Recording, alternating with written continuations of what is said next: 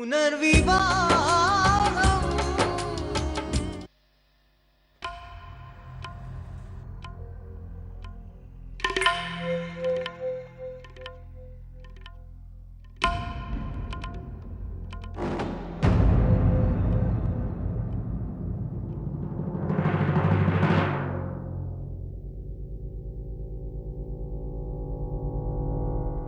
ఆర్తి గారు? మీరు నన్ను అర్జెంట్గా రమ్మని ఎందుకు ఫోన్ చేశారు? నేను మీతో చాలా ముఖ్యమైన విషయం మాట్లాడాలి. తప్పకుండా మాట్లాడండి ఆర్తి గారు, కానీ దానికంటే ముందు మీ టాబ్లెట్ వేసుకునే టైం అయింది. పదండి, మందులు వేసుకోండి. మందులు నేను తర్వాత వేసుకుంటాను. ముందు నేను చెప్పేది. ఆర్తి గారు, ముందు మందులు వేసుకోండి. యశ్వంత్ గారు, నేను చెప్పేది వినండి ఇలా ప్లీజ్. కూర్చోండి మెల్లిగా.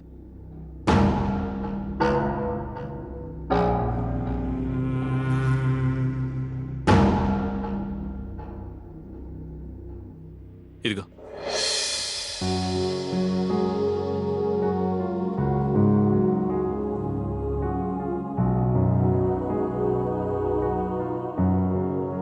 ఇప్పుడు చెప్పండి ఆర్తి గారు, ఏంటి విషయం? మీరు చాలా మంచివారు యశ్వంత్ గారు. అన్ని బంధాలని ఎంతో బాధ్యతగా నిజాయితీగా నిర్వర్తిస్తారు మీరు. నేను కల్లో కూడా ఊహించుకోలేదు నాకు మీలాంటి భాగస్వామి దొరుకుతారని. ఈరోజు నేను మీకు నా జీవితంలోని ఒక పెద్ద నిజాన్ని చెప్పబోతున్నాను.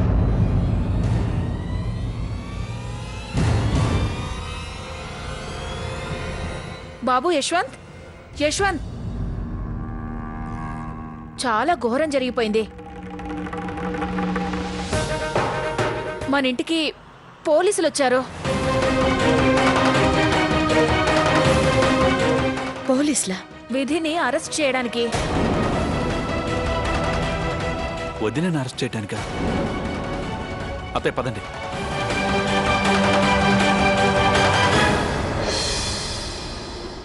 మర్చిపోయినట్టున్నారు ఇన్స్పెక్టర్, మీరెవరింటికొచ్చారో. సింధియా ఇంటి కోడల మీద ఇంత పెద్ద నేరం మోపడానికి ఎంత ధైర్యం మీకు? సింధియా గారు, చట్టం దృష్టిలో దోషి అప్పటికీ దోషే అవుతాడు. ఆ ముద్దాయి గొప్పింటి వ్యక్తి లేక పేదింటి వ్యక్తి అనే వాటితో ఎటువంటి సంబంధం ఉండదు సార్. కానీ నేనేం చేయలేదు. నా పిల్లల మీద ప్రమాణం చేసి చెప్తున్నాను, నాకేం తెలియదు. కానీ ఇన్స్పెక్టర్, మీరు ఎలా నిర్ణయిస్తారు నేరం ఎవరు చేశారు ఏంటో అన్నది? మీతో నాకు ఎటువంటి సంబంధం లేదు కదా సార్. మీరు ఈ సిటీలోనే ఎంతో పేరున్న వాళ్ళు. కానీ ఏం చేస్తాం, మాకు దొరికిన సాక్ష్యాలు ఆవిడ్నే దోషిగా చూపిస్తున్నాయి. చూడండి, మిస్సెస్ విధి సింధియా గారి మీద నా దగ్గర అరెస్ట్ వారెంట్ ఉంది.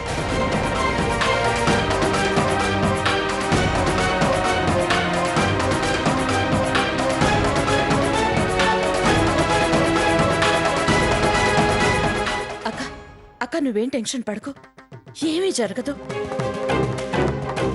సినిమా ప్రొడ్యూసర్ కరణ్ మెహతా హత్య విషయంలో. కరణ్ మెహతా? నాకు అసలు ఆ పేరు గల వ్యక్తి ఎవరో తెలియనే తెలీదు. పైగా ఆ పేరుని మొదటిసారి నేను ఇవాళే వింటున్నాను. అలాంటప్పుడు నేను ఎలా హత్య చేస్తాను? విధి, నువ్వేం భయపడకు. ఇన్స్పెక్టర్, మీరు ఇందాకేదో సాక్ష్యం గురించి చెప్పారు కదా, అంత బలమైన సాక్ష్యం మీకు ఏం దొరికింది? దాన్ని పట్టుకొని మీరు నా భార్యని అరెస్ట్ చేయడానికి ఇక్కడికి వచ్చారు. ఇదిగోండి ఆధారం.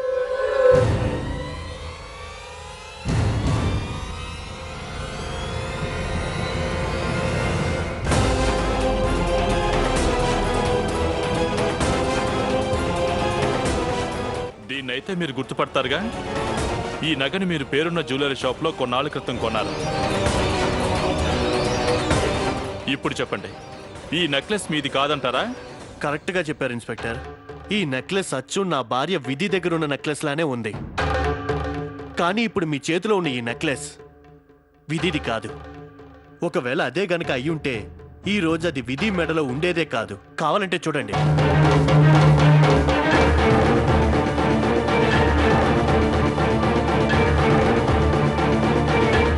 ఇంకేమైనా ఆధారాలున్నాయా? అసలు ఇలా ఎలా జరుగుతుంది? మా ఇన్వెస్టిగేషన్లో కాదు, తప్పు మీలో ఉంది. తప్పు మీరే చేశారు. మీ చిన్న పొరపాటు వల్ల ఓ పెద్దింటి కోడల మీద హంతకురాలనే ముద్ర పడింది. చట్టం గురించి నాకు తెలుసు, నేను లా చదివాను. లాలో ముఖ్యమైన పాయింట్ ఏంటంటే నిర్దోషిని అరెస్ట్ చేసి అన్యాయంగా శిక్షించడం అన్నిటికన్నా పెద్ద నేరం అని. ఐఎమ్ సారీ సింధ్యా గారు, కానీ మాకు దొరికిన ఈ ఆధారాలను బట్టి ఈ నెక్లెస్ 5 సంవత్సరాల క్రితం కొనడం జరిగింది. ఇక మీ భార్య గారు వేసుకున్న నెక్లెస్ ఏదైతే ఉందో అది చాలా కొత్తదిలా కనిపిస్తోంది. నాకు తెలిసి దొరికిపోతామేమో అన్న భయంతో కొత్తది కొని ఉండొచ్చని నా- అన్నయ్య, మర్యాదగా ఏంటి మాట్లాడు. చేస్తున్న పని? ప్లీజ్ అన్నయ్య. ఇలాంటి కోపమే లాయర్ గారు ఎంతో మంచి వాళ్ళ చేత కూడా నేరాలు చేయిస్తాయి. కానీ నేను చెప్తున్నాను కదా ఇన్స్పెక్టర్ గారు, నేను అసలు ఆ నేరం చేయలేదు. పైగా ఆ వ్యక్తి ఎవరో కూడా నాకు తెలియదు. అలాగే ఈ హారం కొత్తగా ఎందుకు కనిపిస్తుందంటే దీన్ని మా చెల్లెలు ఈ మధ్యనే పాలిష్ పెట్టించింది. కావాలంటే ఇప్పుడే మీ ఎదురుగానే తనకి ఫోన్ చేసి తనతోనే నిజం చెప్పిస్తాను. మీరే స్వయంగా అడగండి తన్నే. వదిలే విధి. వాళ్ళిద్దరు ఇప్పుడు హనీమూన్కి వెళ్ళారు. ఇలాంటి నిరాధారమైన విషయాల్ని పట్టుకొని వాళ్ళని కంగారు పెట్టాల్సిన అవసరం లేదు. మీకు అభ్యంతరం లేకపోతే ఈ నెక్లెస్ నేను తీసుకెళ్ళొచ్చా? ఒకవేళ మీకు కావాలనుకుంటే దీనికి సంబంధించి నేను కోర్టు పర్మిషన్ కూడా తీసుకుంటాను. ఆ అవసరం లేదు. మీరు నెక్లెస్ని తీసుకెళ్ళొచ్చు. బాధ్యత గల పౌరులుగా మేము చట్టాన్ని సపోర్ట్ చేస్తాం.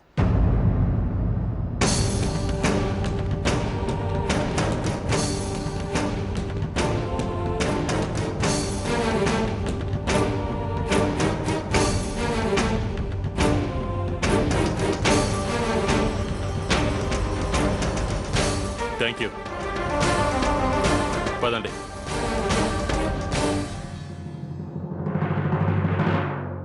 పంకజ్, అమ్మాయిని లోపలికి తీసుకెళ్ళు. అలాగే నాన్నగారు. యశ్వంత్,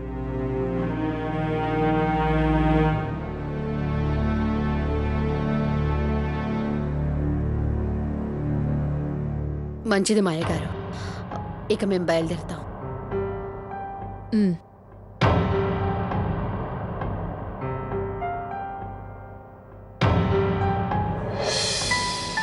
నువ్వేం కంగారు పడు కార్తీ, అంత మంచి జరుగుతుంది. అమ్మా, పిల్లల్ని మీతో పాటు తీసుకెళ్ళిపోండి. ఇంట్లో పరిస్థితి బాలేదు కదా. వాళ్ళ మీద చెడు ప్రభావం పడుతుందేమో.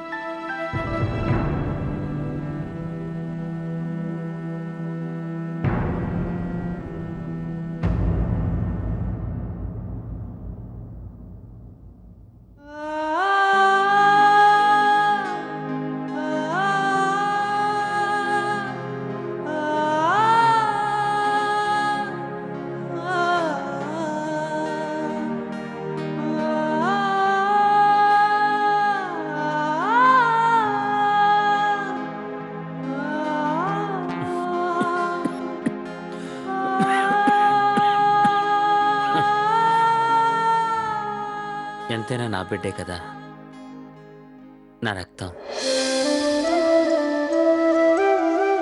పోలికలు ఎక్కడికి పోతాయి?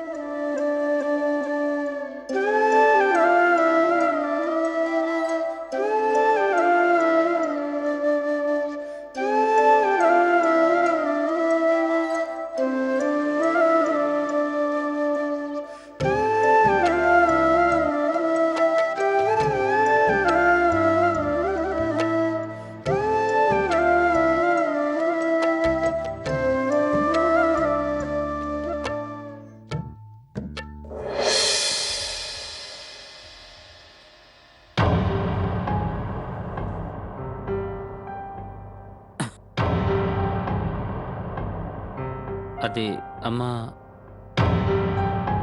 అదేంటంటే ఆ ఆల్బమ్ లేదు, ఊరికే పక్కనే ఉంటే తీసి చూస్తున్నాను. నువ్వు నీ గతం నుంచి ఎంతో దూరం వచ్చేసావు ప్రశాంత్. తెగిపోయిన గాలిపటం ఎలా ఉంటుందో అలా. అందుకే ఇప్పుడు నువ్వు జాగ్రత్తగా ఆలోచించాల్సిన విషయం ఏమిటంటే, మళ్ళీ ఆ దారాన్ని ముడివేసే ప్రయత్నం మాత్రం చేయకు. నాకు తెలుసమ్మా, నాకు తెలుసు నేను ఎన్నో తప్పులు చేశానని.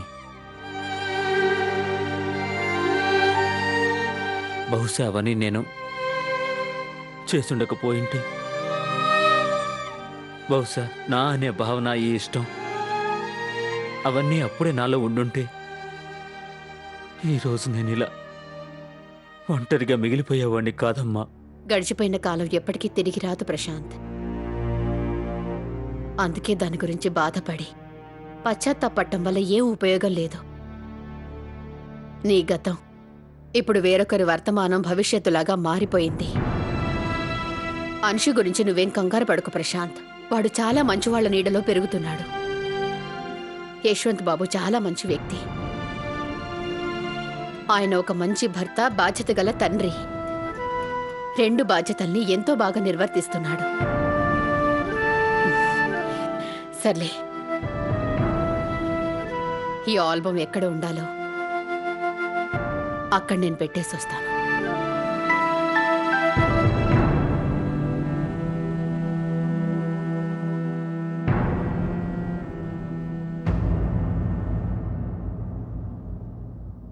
శోభ,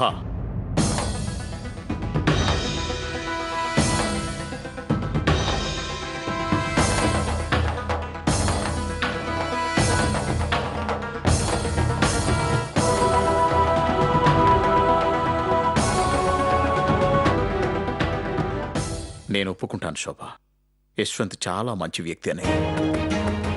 కానీ యశ్వంత్ యశ్వంత్ యశ్వంత్ అన్నిసార్లు యశ్వంతేనా? అంటే యశ్వంత్ ముందు మన బిడ్డకి ఎటువంటి విలువ మర్యాద లేవా నీ దృష్టిలో? ప్రశాంత్ నా కన్న బిడ్డ. వాడి కంట నీరు నన్ను కూడా ఏడ్పిస్తుంది. వాడి బాధను చూసి నేను బాధపడతాను. వాడి సంతోషం కోసం నేను ఏమైనా చేస్తాను. కానీ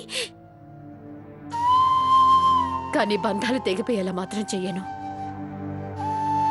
ప్రతి బంధానికి వాటి వాటి హద్దులు ఉంటాయి. వాటిని మనం అందరం పాటించి తీరాల్సిందే. అది ఎంతటి కష్టతరమైన పరిస్థితి అయినా సరే నేను ఆ హద్దుని దాటే పొరపాటు మాత్రం చెయ్యను.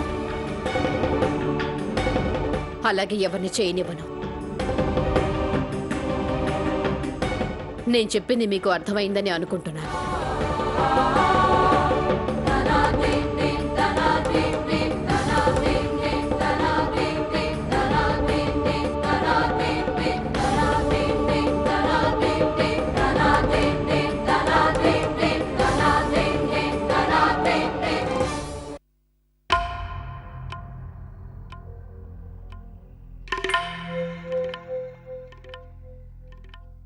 ఆర్తి గారు,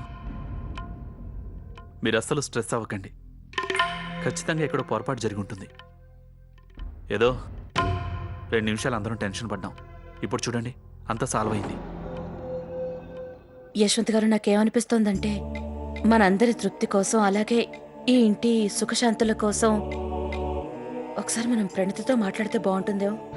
లేదా ఆర్తి గారు, ఒకవేళ ప్రదీప్కి తెలిసిందనుకోండి ఇంటికి పోలీసులు వచ్చారని, వాడు వెంటనే వాళ్ళ ప్రయాణం క్యాన్సిల్ చేసుకుని వచ్చేస్తాడు. మీరు నేను చెప్పేది అర్థం చేసుకోవడం లేదు యశ్వంత్ గారు. నేను కొన్ని రోజులుగా ప్రణతి ప్రవర్తనలో చాలా మార్పులు చూస్తున్నాను. అంటే తను మనందరితో ఉంటూ కూడా మనలో లేదు. మనిషి మన మధ్యలో ఉన్న మనసు మాత్రం ఎక్కడో ఏదో ఆలోచనలో ఉండేది. అవును ఆర్తి గారు, ఈ విషయాన్ని నేను కూడా గమనించాను. ప్రణతితో ఏం మాట్లాడినా సమాధానం చెప్పేది కాదు. ఎప్పుడు చూసినా ఏదో ఆలోచనలో ఉన్నట్టుండేది. అలాగే ఆ రోజు కూడా చాలా విచిత్రంగా ప్రవర్తించింది నాతో. అలాగే ఆ విషయం సారీ ప్రణతి. ఆర్యవా, చాలా అందంగా ఉంది ఈ నెక్లెస్. కొత్తగా కొన్నావా? అక్క, ఇది నా నెక్లెస్ కాదు, విద్య అక్కది. యాక్చువల్లీ ఈరోజు పాలిషింగ్ ఇచ్చాం కదా, అందుకే కొత్తగా కనిపిస్తుంది. విద్య అక్క కిచెన్లో బిజీగా ఉండి ఈ నెక్లెస్ని తన రూమ్లో పెట్టమంది. నేను అందుకే వెళ్తున్నాను.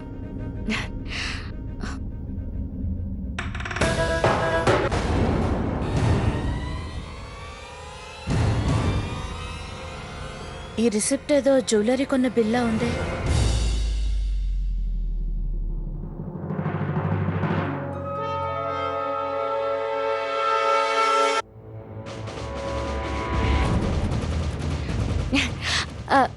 యాక్చువల్లీ అక్క, ఇది నేను కొత్త నెక్లెస్ కొన్నాను కదా, దాని రిసిప్ట్. కానీ ఈ నెక్లెస్ మాత్రం విధి అక్కదే. అయినా పాలిషింగ్ చేస్తే రిసిప్ట్ ఇవ్వరు కదా, అవును కదక్క? అరే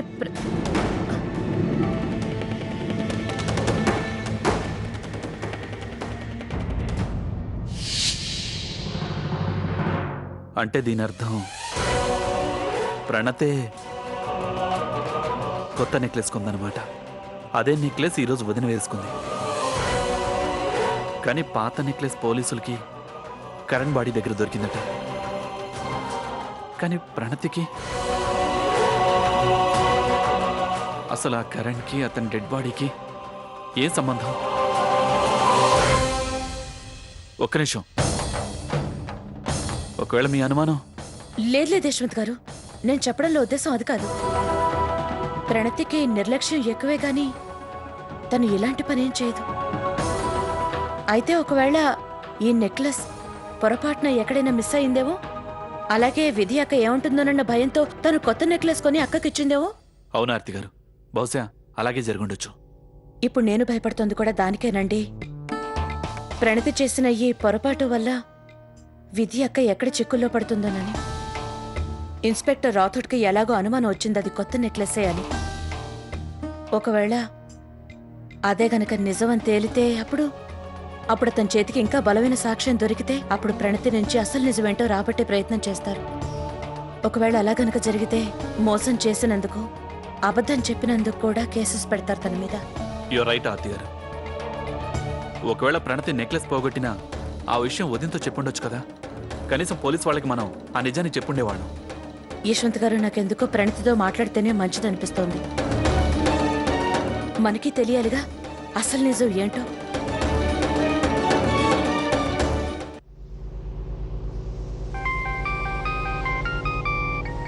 అరే, ఆర్తి వదిన ఫోన్ చేస్తుంది.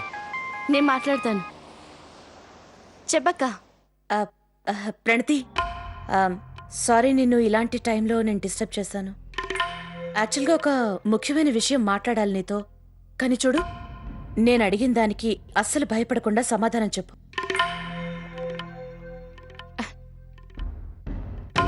అలాగే అక్క, ఏంటో చెప్పు. ప్రణతి, నువ్వు ఒక నెక్లెస్ విధి అక్కకి తిరిగిచ్చావు చూడు,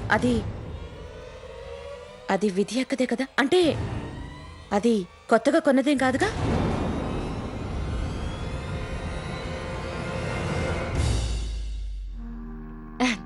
లేదక్క, అయినా అలా అడుగుతున్నావేంటి?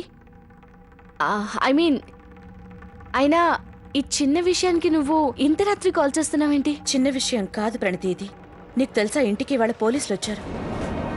వాళ్ళు ఏం చెప్తున్నారంటే కరణ్ అనే వ్యక్తి శవం దగ్గర అచ్చం ఇలాంటి నెక్లెసే ఒకటి దొరికింది అని. ఇప్పుడు వాళ్ళ అనుమానం ఆ నెక్లెస్ ఆ హత్య చేసిన వ్యక్తిదే అయ్యుంటుంది అని. ప్రణతి, ఆర్తి వదిన ఏమంటుంది? ఖచ్చితంగా నేను కంగారు పెడుతున్నట్టుంది, రైట్? పునర్వివాహ